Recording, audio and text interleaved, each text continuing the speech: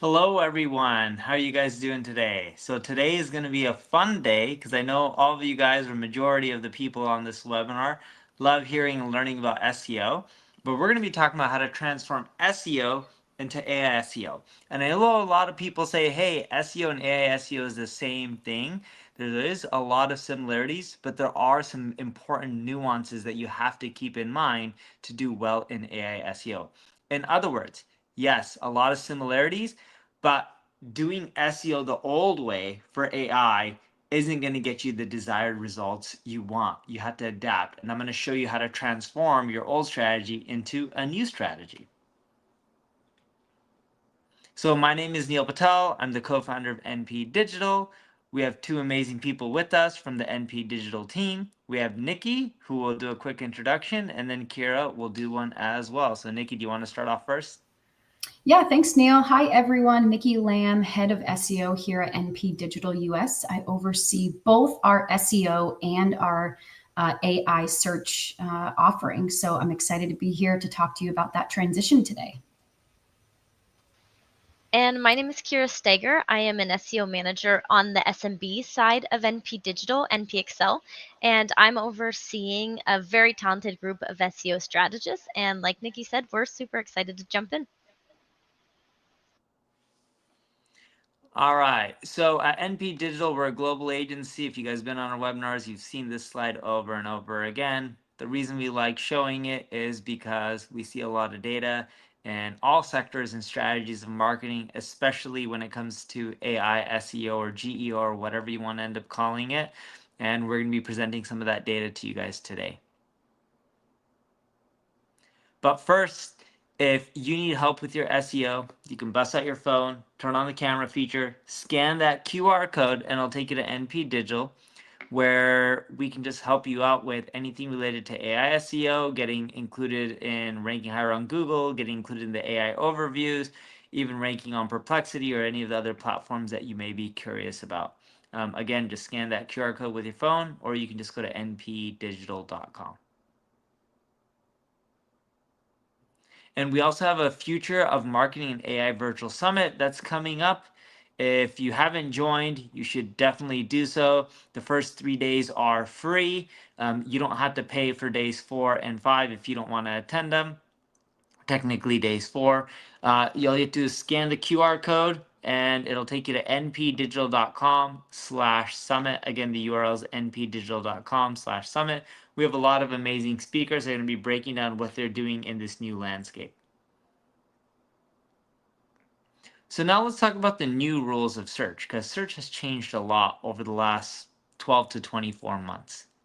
And companies are now really starting to accept it. The first is a lot of people used to focus on ranking on Google, and they still do. And for a little bit, we saw companies say, hey, we're going to sit on the sidelines with SEO. We don't know what's going to happen. Realize that Google hasn't died or anything like that, and it still drives a ton of revenue. But the new shift is, whether you want to call it ranking or getting mentioned, whatever it may be, a lot of people are curious on quote unquote getting ranked on ChatGPT now. And we're seeing that are really becoming a common trend. ChatGPT does not drive the volume Google does, right? Anyone who tells you that is really just straight up lying. But ChatGPT is growing at an extremely fast pace. I don't think we have a graph in this presentation on their growth rate.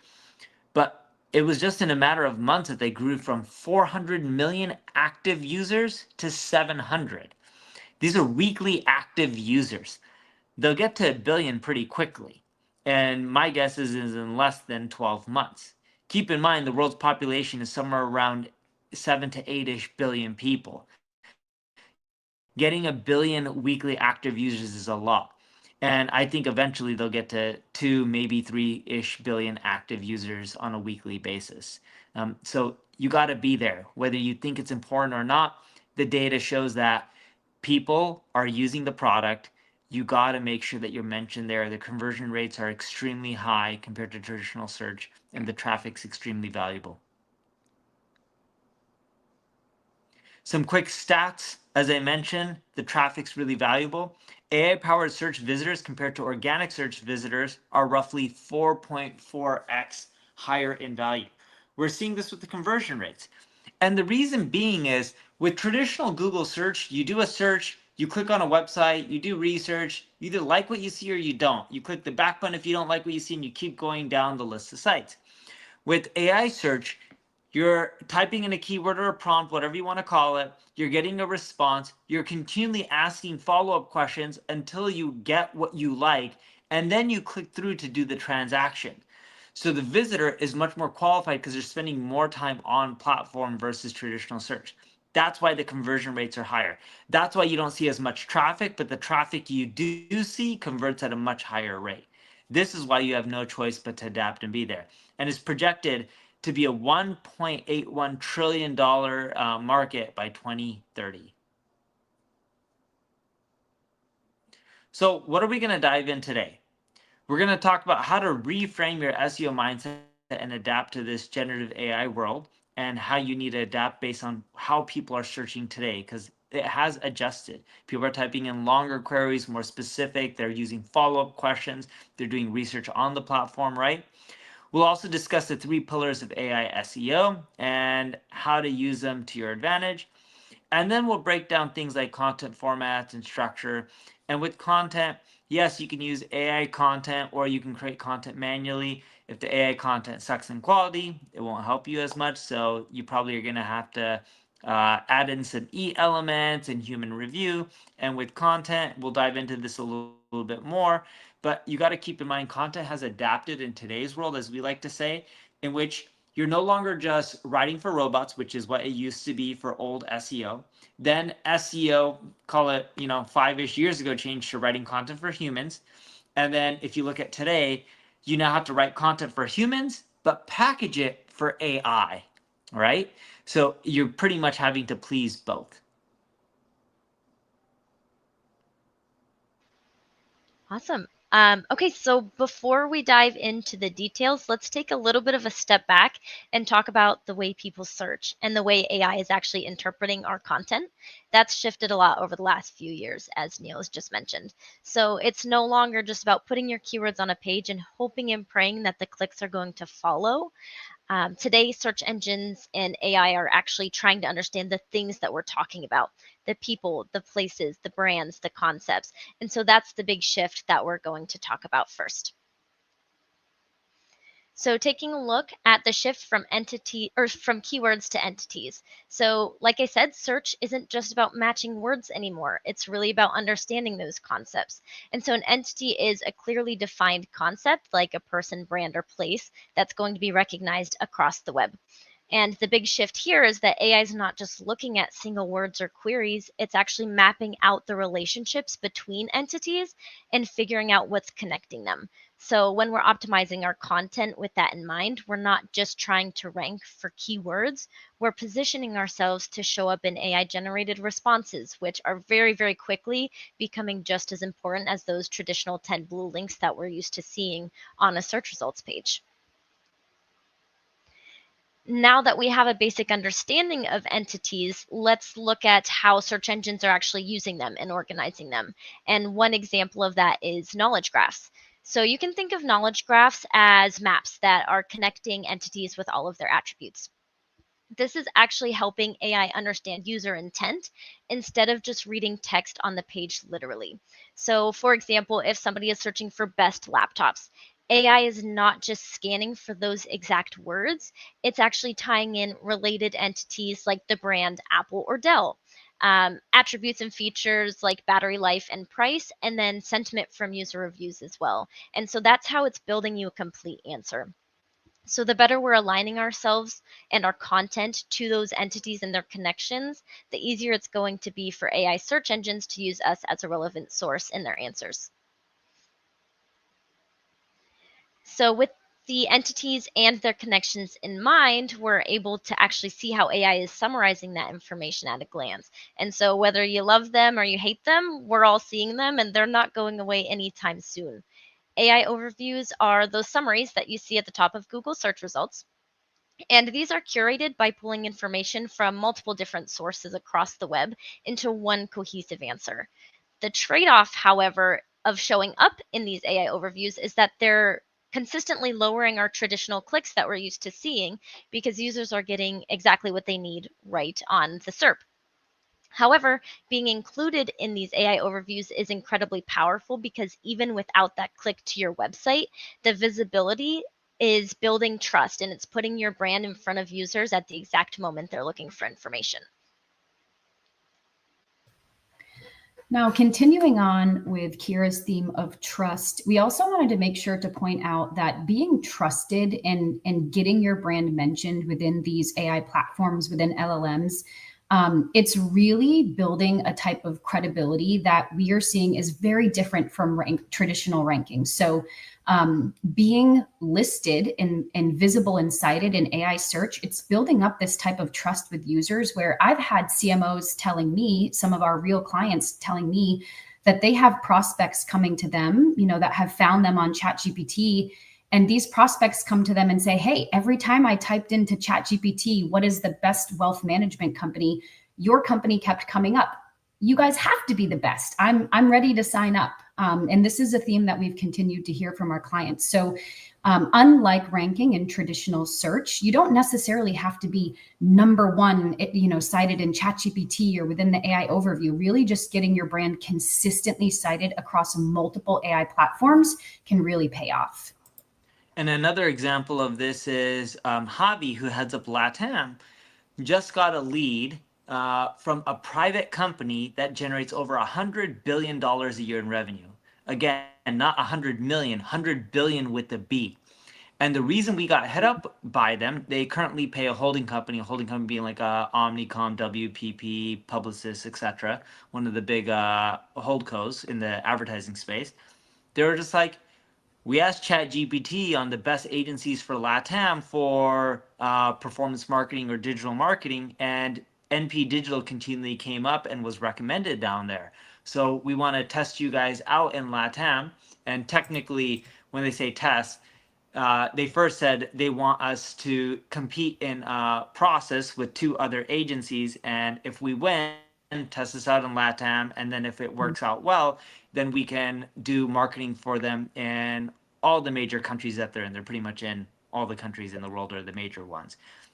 All because they continually saw us on ChatGPT and Perplexity and some of these other LLMs. It's very powerful. Never got the click, right? Exactly. It went from doing research on ChatGPT to them reaching out to Javi on LinkedIn. Love it. That's a great story, Neil. All right. Thanks to our audience who submitted questions in advance. We wanted to call this one out. How is ranking for AI different from having good content that ranks in traditional search? What sources do we need to have content on to get ranked or get mentioned in AI? This is a great question, and it's a great tie into the previous slide. If you remember the chart, it showed that there are top cited websites within LLMs like LinkedIn, YouTube, Reddit, Wikipedia, Forbes even, right? And one thing that's really important to mention is that to win in this AI era, you really have to be implementing a search everywhere strategy. So your brand can't just be, you can't just create the same old content that ranked on Google. You have to be on top of showing up organically in all of these other places that we know LLMs are pulling data from, right? We know that AI overviews and ChatGPT, they are highly citing places like YouTube and Reddit. So if you don't know too much about search everywhere, NPD has a ton of webinars on this. I'll be speaking in September at Brighton SEO. Learn about search everywhere because it has a huge impact on your ability to stay visible within these LLMs.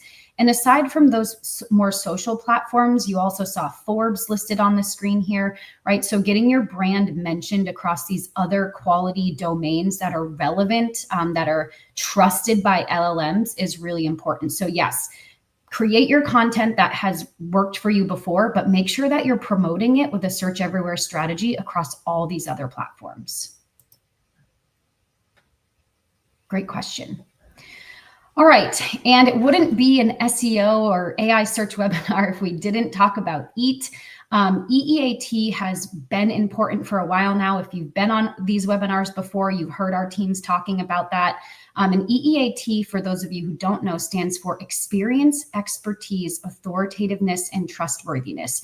And AI, like Googlebot, leans into these types of signals. So it's really important to demonstrate things like our brand and the people who write for our brand have first person experience. We're verifiable experts in order to make sure that you're positioning yourself for AI search. Now, a few more ways that you can lean into these EEAT signals. Make sure that you've got, clear author bio pages. You want to be demonstrating the credentials of these authors that are writing for your website. This really helps validate that you're an authority in what you're talking about. You also want to have a really consistent brand presence across other third-party sites. That's what I was just talking about with anything from a mention on Forbes to making sure that Reddit and Wikipedia are referencing your brand.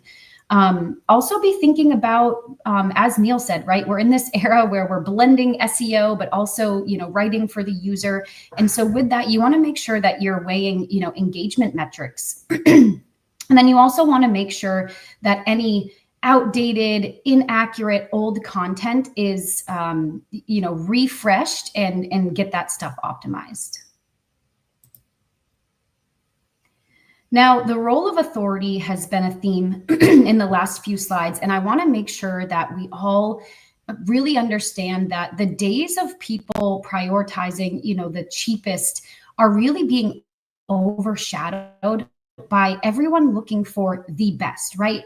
We're all tight on time. We're all looking for something that helps us, move faster and get faster results. And so AI really kind of simulates for every person that's prompting it, being this trusted advisor that's helping that user find the best option for them. So brands with frequent positive mentions about their domain, about their brand, search.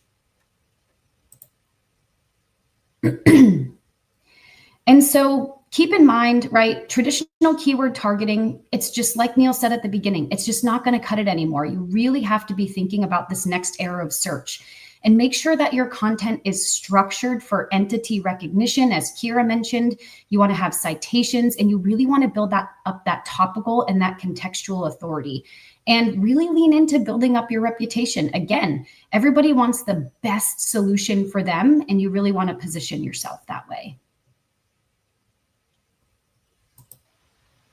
So the next question we need to ask ourselves is how do we actually build our content around what AI is wanting to cite? And so that's where our AI-powered content strategy comes in. It's not about just picking a topic and writing a blog post anymore. It's really about creating full content ecosystems that are mirroring how AI is connecting that information. AI is helping us uncover opportunities that we might miss during our keyword research phases on our own by mapping out these entities and clustering related topics. And what that actually means is instead of writing a blog about email marketing, you'd want to build a full cluster of topics around that hub topic. Things like deliverability, tools, templates, and best practices, and things like that. That's the sort of depth that search engines and AI engines are rewarding now. And it's important to not forget about the multimodal relevance. So we need to think about how our content is working across not only text, but video, visuals, and voice search as well. And so our content writers are going to need briefs that are highlighting entity relationships. So they're not just writing in isolation against a singular keyword, for example. And finally, for our AI powered content strategy, AI is a great tool in making ideation faster. However, we still need that direction from a human strategist. So let's dive into some tools that are going to help us uncover these opportunities. So tools like Ubersuggest and the AI features it provides are going to help surface long tail opportunities that we might not think of on our own.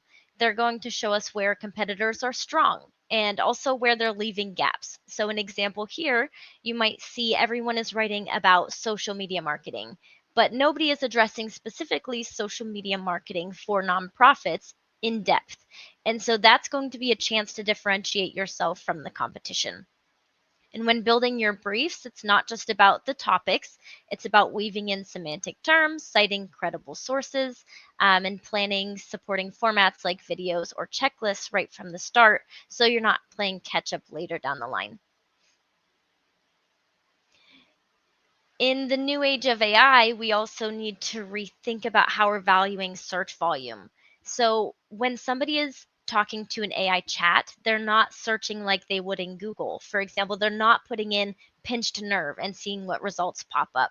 They're asking full, natural, and conversational questions. Things like, when I turn my head to the side or down, I'm getting a shooting pain from my shoulder down to my fingers. Is this a pinched nerve, and how do I treat it? While those queries aren't showing big search volume, the intent behind them is really strong, and it's often closer to conversion than somebody who's searching just pinched nerve and looking to learn more about it. So the real value here is not chasing the highest volume keywords, but instead answering exact detailed questions that people are asking, and that's where the biggest opportunity lies in AI search. And once we understand what questions the users are asking, we're now able to create content that covers them in their entirety. So instead of focusing on stuffing keywords into a piece of content, we're looking at semantic first content to make sure you're covering a full scope of a topic and the relationships between the concepts. I've got another example for you, and say you're writing about electric vehicles. You're not going to want to just repeat electric vehicles a ton of times throughout your content piece to increase what we call keyword density.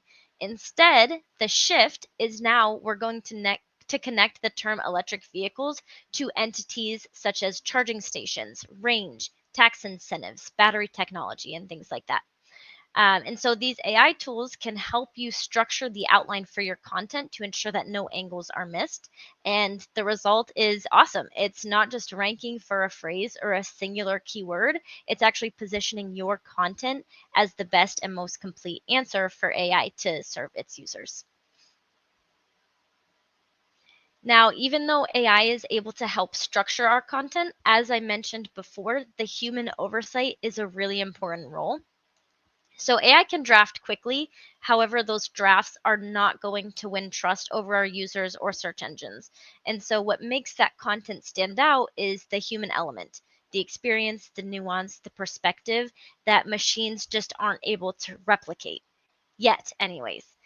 Editors, subject matter experts, those are really the people who bring the authority and the personality into your piece of content. So the best approach here is the speed and efficiency from AI, in addition to the credibility and trust from the humans. And that's the balance that Google, users, and AI platforms are all rewarding right now. And finally, while we focus on the text of the content, we can't forget about the visuals and the voice part of it. Search results aren't just text anymore. And so we see AI blending images, videos, and even voice-based responses now. And so that means our content needs to be structured in a way that machines are able to recognize and easily extract that information. And so for our visuals, we'll want to use descriptive file names, alt text, schema markup.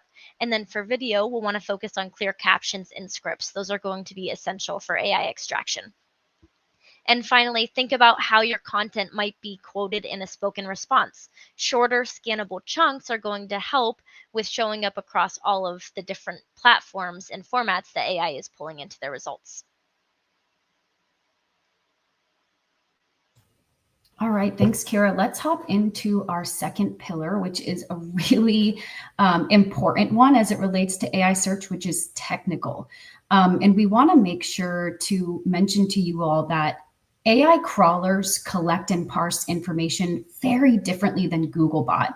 And optimizing for AI means you do have to have some different considerations than you would just for your traditional search engines. And so really honing in your technical precision is going to be very important in this new age of search.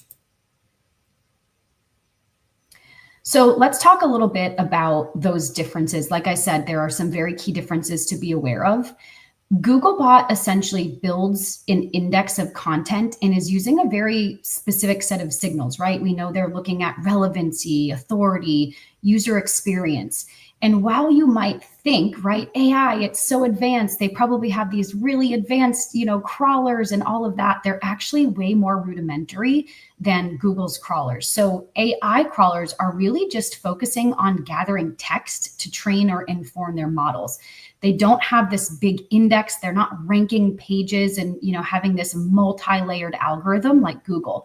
It's really just assembling content based on entity and trust signals. So we've heard a little bit about entity optimization from Kira, and we wanted to dive into that a little bit deeper in terms of structured data.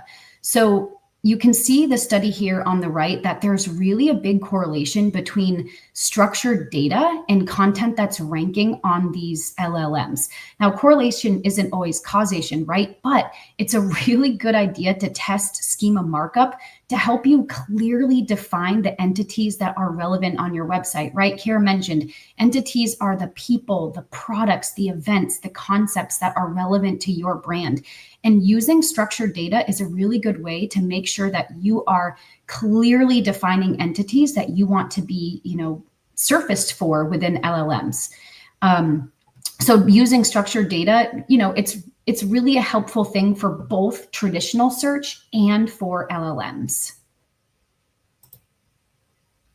Now, another awesome question that we got that we wanted to call out from the audience is, how important is adding schema markup to key pages when it comes to Google's AI recognizing and recommending our content? This is one of those things where you really have nothing to lose, with testing this out. So I think, structured data has always been a signal that has helped Google understand your content, understand your website.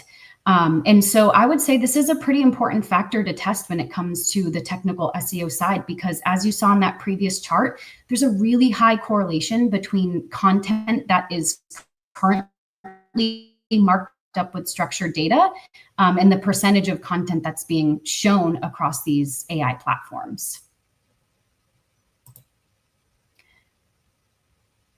And then switching gears a little bit, AI is not just something to plan for in terms of all these changes, to how your brand is surfaced.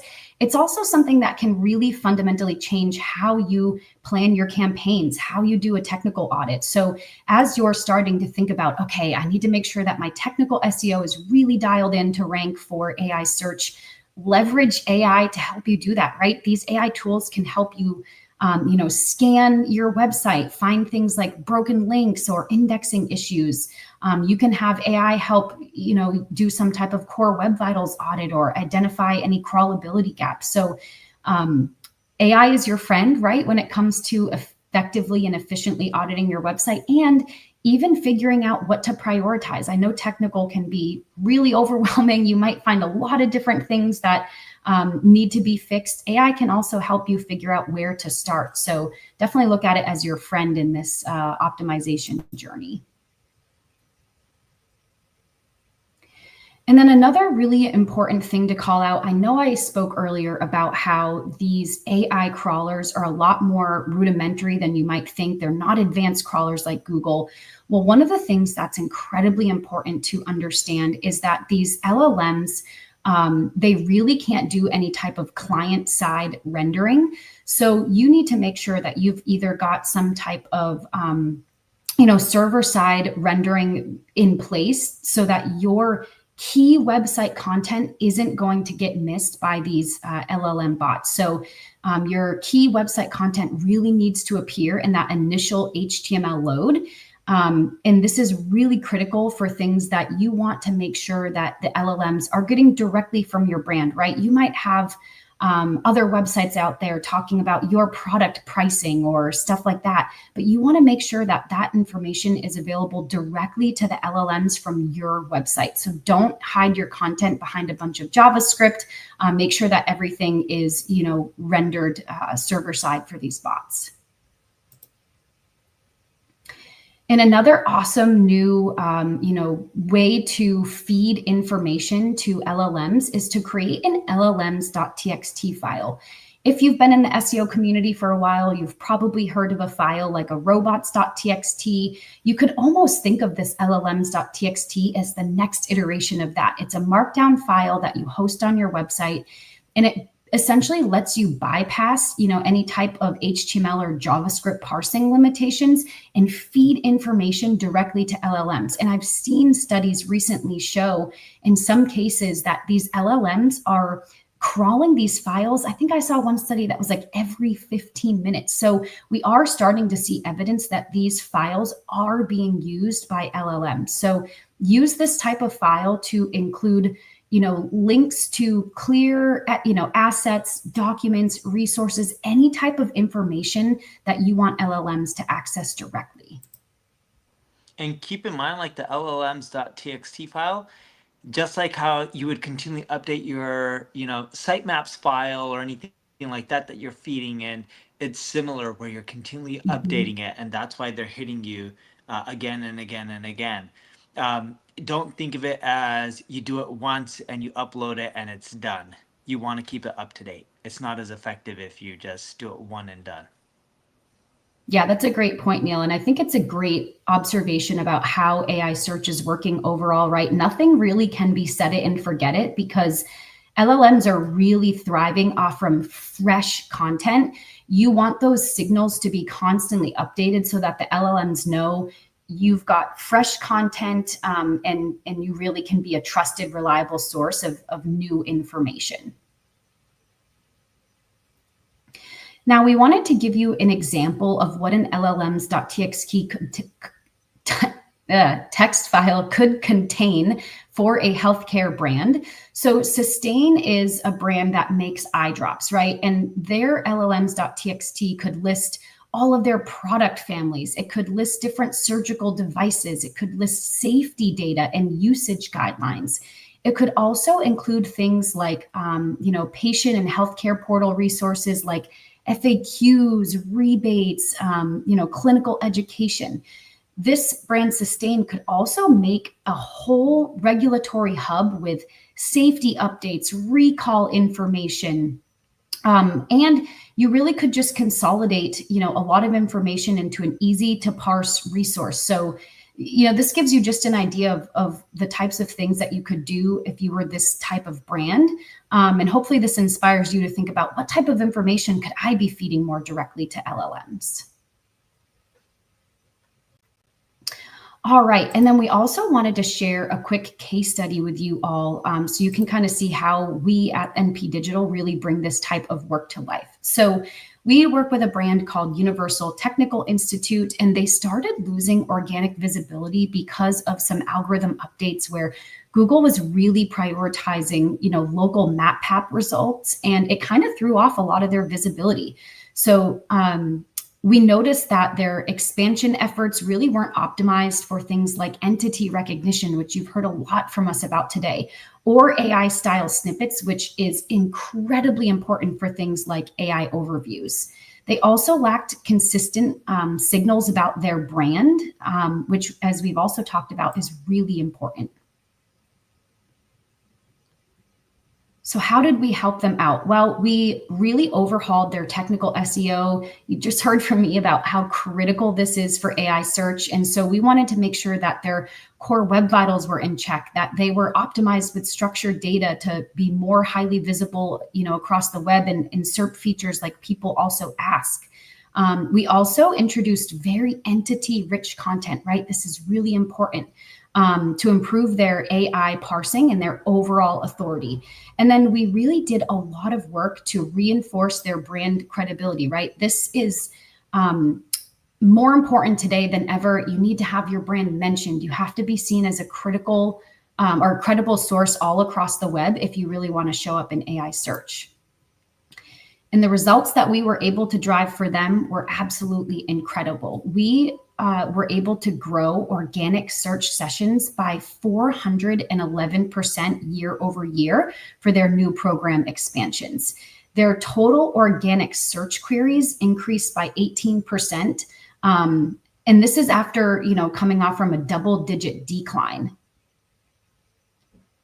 And then their non-branded page one rankings rose by 20%, which added 982 new top 3 ranking positions for them, which is absolutely incredible. So all of this work led to us getting Agency Partner of the Year, which was really just an incredible achievement, both for their brand and us as their partner.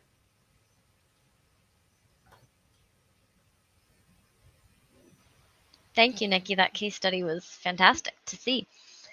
So let's talk about authority and brand mentions. This is our third pillar of our SEO AI strategy. We're talking about backlinks. While they're still valuable, AI is not only looking at things that link back to your website, they're also looking at raw brand mentions. And that's essentially how many times your company is being named positively on reputable sites, even without the link back to your website. So you can think of them as credibility signals that are scattered all across the web. Um, if your brand is popping up in trusted sources over and over again, AI is going to interpret that as authority. And so your visibility is not just what's about on your own site anymore, it's now shaping how you're being represented everywhere else outside of your website too. And so that's one of the biggest mindset shifts of the new age of SEO and AI SEO. So how do we get these mentions? We need to think smarter when it comes to digital PR. While AI can make digital PR smarter, it's showing you exactly which journalists or outlets are aligning with your brand and your story and your voice. So instead of blasting the same pitch out to all of your publications, you're now able to tailor it to that publication and their audience as well. And then by tracking where you're being mentioned, you're also able to see where you need to focus next and what's working. And this is going to create compounding authority over time as opposed to just a temporary spike in your traffic. And eventually that's going to turn into ongoing recognition in search results and AI overviews. So let's talk about how to actually secure those citations and those brand mentions. Being cited in the right places is going to take a little bit of preparation. Journalists want expert insights, clear proprietary data, quotable commentary. Those are all things that they can plug and play directly into stories that they're writing. So this might mean publishing original research, creating useful how-to content, or even just creating thought leadership pieces. There are platforms out there like HARO, which stands for Help a Reporter Out, and this is a really great resource where you can respond directly to journalist queries. And over time, as you're building that library of high value citations, that's what's really going to make your brand one that AI is going to trust and surface in its answers to its users. And I want to emphasize the contributing data and studies. In essence, that's a version of quote unquote new content. You're more likely to get cited if you're creating new, fresh information that people haven't seen versus pumping out regurgitated information. Exactly. Thank you, Neil. And then with that, we just wanted to share another quick case study with you for a client that we've actually put some of these methods that we've talked about over the last 3 pillars into practice. And so we had an online marketplace, and what they do is they connect residential and commercial customers to local energy suppliers. And they came to us because they were struggling getting keyword rankings and more clicks to their website. And so what we did was we created a total of 58 relevant FAQs, implemented them across 11 different pages with the supporting schema markup, the FAQ schema markup, and we wrote the answers to those based on keyword research. And so all of those efforts, I mean, the results kind of speak for themselves. We saw an immediate spike in traffic upon implementing those FAQs. The clicks to those target URLs, those target pages that we added those FAQs to, their baseline clicks increased by 41%. And those money keywords, which are essentially just those terms that are ranking on the first page of Google and the SERP features, increased by 211% in just the first month after implementing. And finally, and the most important metric, in my opinion, is the conversions. We saw a 5% increase in conversions in the following 2 months that we implemented those FAQs. It is really important to remember, though, that Google treats every industry and every website on its own differently. And so you may not see the same immediate results that this case study saw, but it is a very good chance that you're going to see these increases in a matter of months. Okay, and now we're going to jump into building your AI SEO roadmap. The first step of doing this is tracking your search visibility. You can't manage what you're not measuring. And so you'll want to use tools like Scrunch, also asked, Perplexity's citation tracker to help you see when and where your brand is showing up in AI answers. However, it's not just about the tracking piece. You also want to take screenshots and benchmark because AI responses are changing very frequently. You could do one search and get one set of results, and 10 minutes later do another search and get a different set of results. And so monitoring that entity coverage and the technical readiness that Nikki was speaking about not too long ago, that's going to give you a very clear picture of how visible you are and your brand is in the new AI landscape. And if you But haven't we signed need up for the oh, Uber Suggest wait, if you haven't signed up for the Uber Suggest wait list, if you go to ubersuggest.com, put in anything, you'll see like an AI visibility report on the left side. So this is August 19th. At the end of this month, we launch it to all the people that signed up there. And then by September 15th, we roll it out to everyone. So I know a lot of the tools cost $400-500 a month. You'll get quite a bit of the basics for free. So you will be able to track AI visibility to some extent for free. There, of course, is upgrades that are really affordable. I'm talking about like $20-30 a month where you can get much more and track it at a more frequent basis. But you'll be able to do quite a bit for free. We tried to figure out a way where to make it free forever, but the issue is we're paying for every single data call. Hopefully it gets cheaper, which historically their APIs have, so that way we can continually reduce the cost. But the reason I mention this is a lot of people don't have the cash to spend $6,000 a year, $7,000 a year on these tools, and we're giving you a version that, no joke, can do pretty much what all these other players are doing, but for free.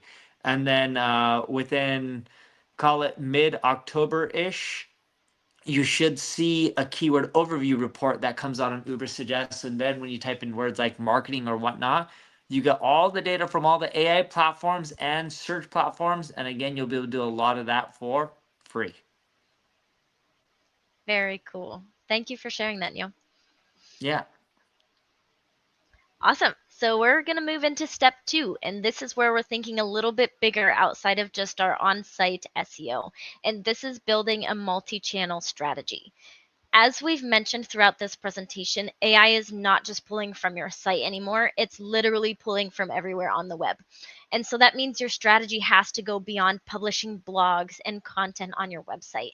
And so you want to think about leveraging forums like Reddit and Quora, things like Stack Exchange. Those are where peer insights are very trusted. And as Nikki mentioned before, these are very high authority websites that are being cited very frequently in AI's platforms. Next, educational videos on YouTube or even structured comparison pages that influence buying decisions, those are going to become a signal as well. And all of these things together are going to strengthen your authority. So when that AI is seeing you consistently across the web, you're going to be much more likely to surface in its answers. As I mentioned, one big area that AI is trusting is that review and comparison content. Now, this is usually directly on your site, or even if you're cited in somebody else's review and comparison content. So, when users are asking AI to recommend products, these engines are relying very heavily on the review and comparison content. They want content that's breaking down features, pros and cons, side by side comparisons. So it's really important to keep that content updated and accurate to make it more trustworthy and more likely to get cited. Now, going beyond reviews and comparison content, we're also talking about repurposing existing content to make it more AI friendly. And this is what Neil touched on at the beginning of the presentation. It's not just about recycling old blogs, it's more so about packaging them in ways that AI is able to easily recognize and cite. It's not just looking for relevance, it's looking for structure. And so we've talked about schema markup a lot, and that makes your content easier to parse by AI. The easier we make it for them, the more likely they're going to extract that information and serve it to their users. Adding the current year is going to signal freshness and updated. And then breaking out content into clear sections with semantic headings is going to help AI extract the right snippets, even small details like expert quotes, proprietary data. That's what's going to make your content stand out against your competitors. And one thing to note here, when Kira says adding the current year helps them know that it's fresh, she's not telling you to just update your year and keep the content the same. They have crawled your content in the past. They actually know when you've made changes and updated it. They have an index on their end. So just keep that in mind. Adding the year to trick them does not work. Yep, while their crawlers are rudimentary, like Nikki was saying, they're a little bit smarter than we give them credit for. So good point, Yo. Okay, and then finally for our SEO roadmap, let's talk about the human side of AI SEO, and that is training up your team. AI SEO is requiring us to have a different mindset. And so our teams need to think entity first and not keyword first, as we have in the past. We need to really understand how content, SEO, and PR are all tying together. And that means training up our writers, our SEOs, and our PR people to collaborate, share strategies, because the more aligned our team is, the more consistent our brand presence is going to be across the web. And that consistency is exactly what AI is looking for.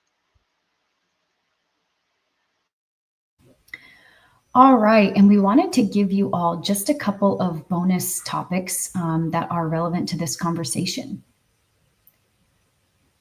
Starting with how you can use paid to really amplify what you're doing. I know a lot of you probably in the past or even right now have thought to yourself, like, how can I expedite these results, right? Building a really good SEO strategy and kind of transitioning that into a solid AI strategy. It doesn't happen overnight. So if you do have, marketing budget to support kind of boosting some of these initiatives, I think that could be a great way to, meet your goals a little bit faster. So consider promoting your most EEAT optimized content across channels like Reddit and YouTube. I talked earlier about how highly cited these platforms are across, ChatGPT, Perplexity, AI overviews. So give that content a little bit of promotion to build up those signals faster. And then you can also just really amplify your content. Any of your videos, any of the tools that you're building to boost those authority signals, right? We've talked a lot today about how these LLMs are looking for trusted and reputable content, and amplifying things that you're doing can really help get more engagement from your target audience, create more buzz around what you're doing, and in turn kind of, boost your path to success with AI. And then something else that a lot of people are talking about right now is first-party data. So what that means is data that can come directly from your audience. So if you're building things like interactive tools or calculators, quizzes where your users are inputting information, all of that data can be used to figure out how your audience thinks, what's important to them. And you can use that to kind of create content that's unique across your website. You can use that to help your email campaigns. You can even help figure out, what types of gated assets are going to be performing well on your website. And if you look at the chart on the right, you can see this type of content really generates leads, right? Even more so than just your standard piece of blog content. So definitely give consideration to building out things like tools, calculators, quizzes, things that are really engaging and allow you to collect data about your audience.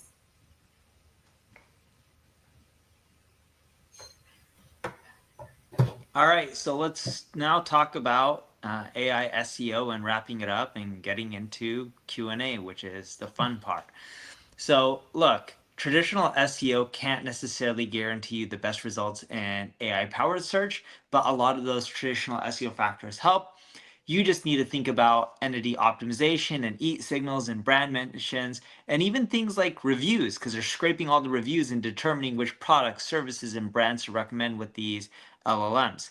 You also need to focus on multiple content strategies. So it's not just, hey, let me create blog posts on my sites. It could be creating blog posts on your sites. It could be getting mentioned on Wikipedia and creating content for Reddit and also creating YouTube content, right? Because a lot of these LLMs have deals with these social platforms like ChatGPT and Google both have deals with Reddit. Google, of course, gets tons of data from YouTube. I believe OpenAI may also have a deal with TikTok, but I could be wrong on that one. I know there's another social network as well, but I think it's TikTok. But if you follow the main key takeaways that Kira and Nikki mentioned, you should be better off.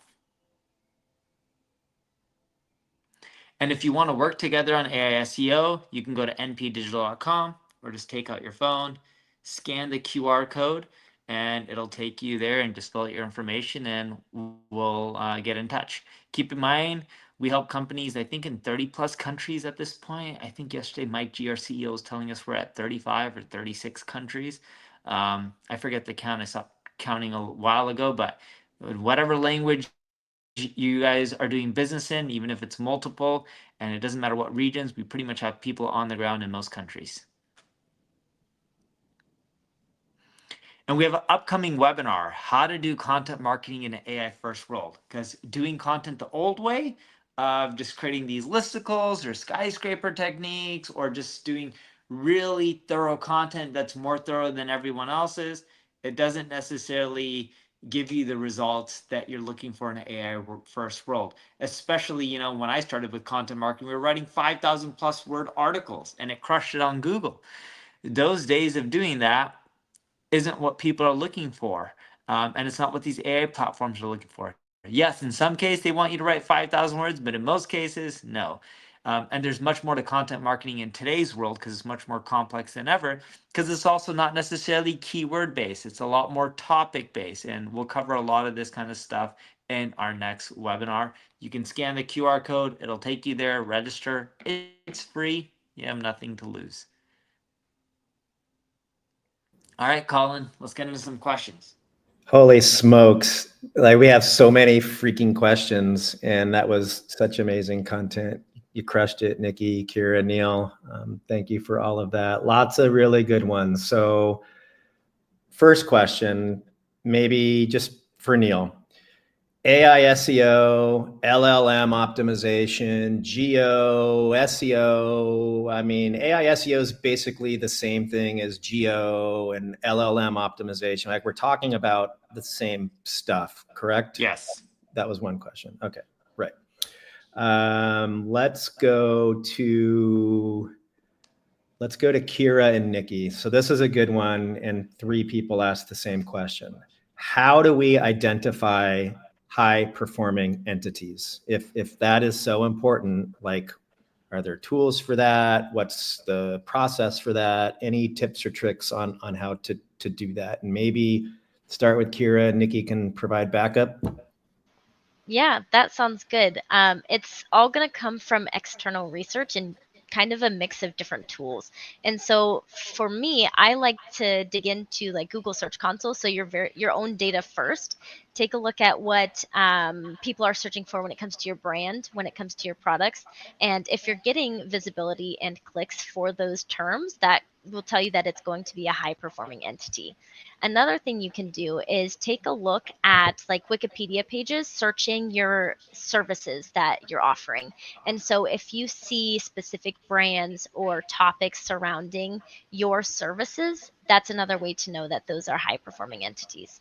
And then the last thing I have is when it comes to knowledge graphs, and that's what we talked about during the presentation. That's a really good way to kind of parse together what types of things people are looking for a specific service, product, brand. Amazing. I don't know if you need to pile on to that, Nikki, but nope, I didn't think so. All right. So, Nikki, speaking of Wiki, how do we get our brands mentioned across platforms like Wikipedia and Reddit? Do you recommend brands write content on these platforms to get cited, or what's the scoop there? Yeah, that's a great question. So if your brand doesn't currently have a page on Wikipedia, it's not easy, right? You're going to have a lot of true press and news about your brand, and self PR doesn't count, right? So you're going to have your brand, featured across the web on reputable news outlets. So it's a little bit tough, to be honest. I would say starting with Wikipedia, with Reddit is probably more realistic, although again, still, not an overnight process. On the Reddit side, right, people might already be talking about your brand on Reddit. Identify which subreddits those are. Create branded profiles that you can start to build up karma on. That means setting up, if just an example, if you're Nike, you might have, Nike Nikki or Nike Nick join Reddit, start to upvote comments, build up your karma. Once you've done that for a month or so, you can lightly start to engage with other people's content. You really want to be user focused. Help people. Don't promote your brand. Start to answer questions where you really have something helpful to say, and kind of work your way into the Reddit scene that way. You will get booted very quickly if you're promotional. People will see right through it if you're trying to promote your brand. So just some things to keep in mind with engaging on Reddit. And one last thing to add on the Reddit side, if you want to go the lazy route and use ChatGPT or any AI platform on writing your responses, they're really good at detecting it, and you'll just get all those comments removed automatically. They're extremely good at identifying AI created content. Yeah, you got to be authentic. That's one of the number one rules for Reddit. Helping, not selling. That's we talk about that a lot when we're pitching for new business. Neil, and maybe some support from the ladies. I would like to know how a small company can be seen in this AI world. In Google land, it seems like the big brands typically dominate. Are the big brands going to be dominating in this new AI world, or do SMBs and smaller businesses have a right to play here? Just general thoughts on that. So we're seeing big brands, of course, dominate. Who isn't? They dominate on most platforms. Other than organic social, you tend to see the individual creators dominate more. But we're seeing SMBs actually do really well in LLMs. Yes, the big brands naturally do well because they already have a lot of the mentions. They already have tons of content. They have so much digital PR going in their favor. They have so many reviews. But we're seeing businesses, especially local businesses, do extremely well. Like if you look at Google's AI mode, they're pulling a lot of local results and pushing that out too. So just like traditional Google search, people believe, hey, if you're a big corporation, you're gonna do really well. Well, if you look at us, we're not as big as any of the holding companies. Some of our competitors do like 15, 20 billion a year in revenue. We're nowhere near that. But yet we get more organic traffic from Google than they do. Oh, that's a great response. Let's do one more. We're kind of running out of time, but this one came up to Neil while we have you. This was directed directly to you. What do you think will happen to PPC or paid search in general with all of this stuff? Like any thoughts there? I mean, it's inevitably going to come to some of the LLMs, right? Paid promotion. Just any thoughts? It's not going to go away. It's going to become more popular because the LLMs are going to integrate some version of pay per click. Now, we've been talking to some of the people at some of the platforms. Nothing is set in stone yet. It could be a pay per click model. It could be a pay per conversion model. Different people at different LLMs are toying around with different ideas and getting feedback from other marketers in the space.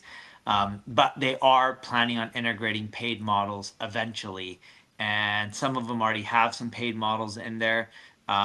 It's just not driving the volume that one may think, and they're not pushing it as hard.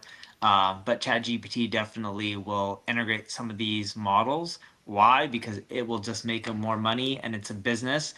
Their latest fundraising round, I believe, is at around $500 billion. They think they're doing around 600 or 6 billion at 500, which was the latest Bloomberg or CNBC report. When you're worth that much, you got to make money whether you like it or not. Right on. Well, we're out of time, 2 past the hour, lots of questions, but unfortunately can't get to all of them. Thank you so much, everyone. And check out NP Digital if you need help with your marketing. Appreciate it. Thank you, everyone. Nikki, Kira, Colin. Thank you. Thanks, guys for your time. everyone. Thank you.